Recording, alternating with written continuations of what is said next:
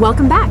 Today, I'm going to show you my personal workflow for taking a simple idea and turning it into a high-end cinematic video using some of the latest AI tools. I'm starting here in the Prompt Architect AI interface. I've got this rough concept in my head. A driver sitting by his car drinking coffee when suddenly he spots police cars around the corner. I'm typing that in now, focusing on the core narrative beats before we get into the technical details. I like to keep it simple at first to let the AI suggest creative directions. What I love about this tool is how it offers these architectural variations. You can see here on the screen, it's giving me options like candid noir suspense or high-octane cinematic action. Each one interprets my base prompt with different stylistic and technical lens descriptions. I'm scrolling through these to see which one captures the mood I'm after. It's all about finding that right balance between the story and the visual aesthetic. I'm really looking for something that feels grounded but visually striking, like a modern thriller. I've settled on a more detailed prompt now. I've moved over to the image generation module.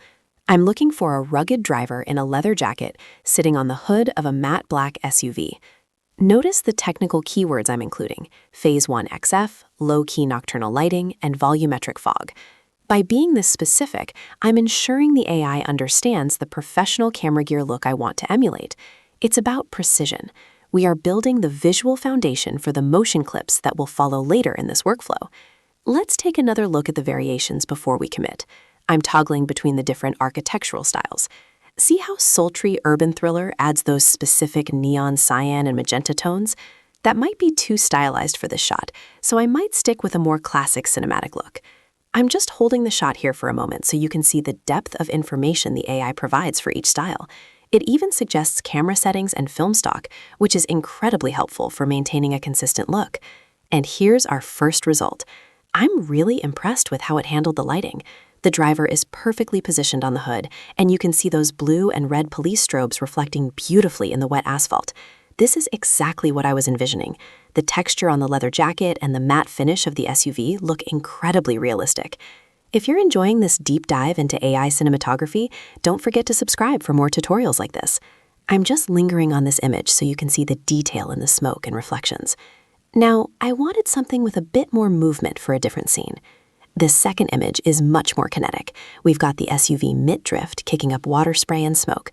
The composition is fantastic. It feels like a frame pulled right out of a high-budget action movie. I'm checking the details on the police car in the background and the way the city lights blur. This is a great starting point for our video generation. It sets a much higher pace for the narrative we are trying to build. Next step is moving from stills to motion. I'm in the Video tab now. I've got several models to choose from: Kling, Sora, Luma, and each has its own strengths. I'm currently looking at the model selection menu. For this specific project, I want something that handles complex lighting and realistic physics well. I'm just taking a moment to decide which engine will give us the most cinematic results for this rainy street scene. It's important to match the model to the specific needs of your shot. I've plugged in my prompt and selected the model. You can see the interface here is quite intuitive. I'm making sure the aspect ratio is set correctly. I'm going for a vertical 9:16 format for this one, perfect for mobile viewing. I'm also checking the motion intensity settings.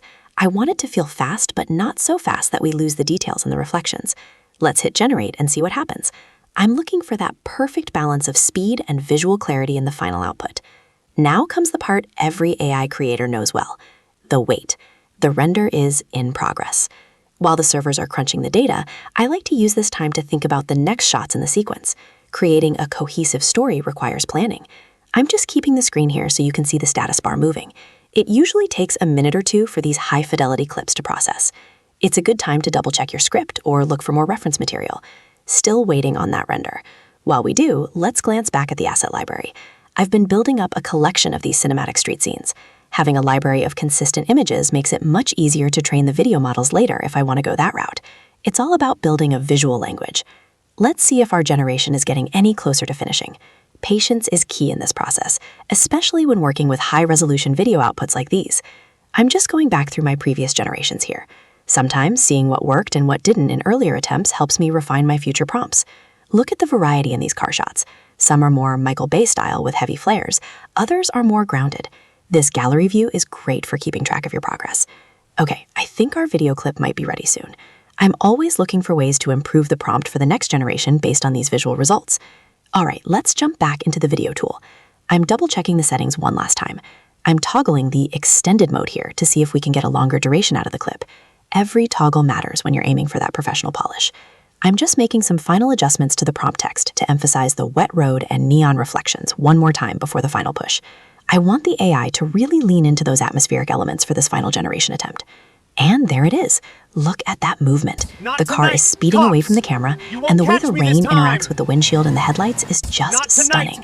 There's a real sense of weight and momentum here. The AI has done a fantastic job of maintaining the consistency of the SUV's design from our reference image. This is a very strong piece for our final edit. I'm just watching it loop a few times to make sure there are no major glitches in the motion. I'm just looping this clip a few times to really analyze the motion.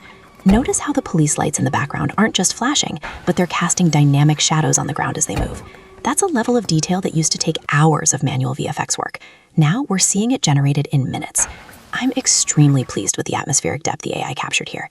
It feels very cinematic and professional. The water spray behind the tires is especially well executed in this specific generation. Let's move on to the next shot in our story. We need to see our driver getting back into the car. I'm adjusting the prompt now to describe a more intimate, character-focused shot. I'm keeping the lighting style consistent with the previous clip to ensure they flow together perfectly. I'm just tweaking a few words in the description to focus on the door opening and the driver's expression. This part of the process is about maintaining visual continuity throughout the entire sequence of clips. Here's the second video result. It's a great close-up of our protagonist. He's stepping toward the SUV, and the camera follows him with a nice subtle tracking motion. The lighting from the street lamps above creates some really moody shadows on his face. This provides that human element that every good story needs. It perfectly bridges the gap between the static coffee drinking scene and the high-speed chase. I'm checking to make sure his jacket and the car's appearance remain consistent with our earlier shots. I'm watching the way his jacket moves as he turns. The AI physics are getting so much better at simulating fabric. And look at the reflections on the car door. You can see the city street moving as the camera angle shifts. It's these small details that sell the realism. I'm just letting the clip play through so you can appreciate the smooth transition and the cinematic framing. It feels like a real actor on a real set. The way the light catches his shoulder is particularly impressive. One last look at this character shot. I'm noticing a slight artifact in the background, but overall it's very usable. I might run an upscale pass on this later to sharpen it up. It's important to review your clips critically. Is the motion too jittery? Is the character consistent? In this case, I think we have a winner. The mood is dark, tense, and exactly what I set out to create. The interaction between the character and the vehicle feels very natural and purposeful. Bringing it all together, we've gone from a simple text idea to 2 high-quality video clips that tell a story. This technology is truly democratizing filmmaking. I hope this walkthrough gave you some ideas for your own projects. Remember, start with a strong concept, use the architectural variations to find your style, and don't be afraid to iterate. Thanks for watching, and I'll see you in the next one. Don't forget to keep experimenting with different prompts and models to find what works best for your vision.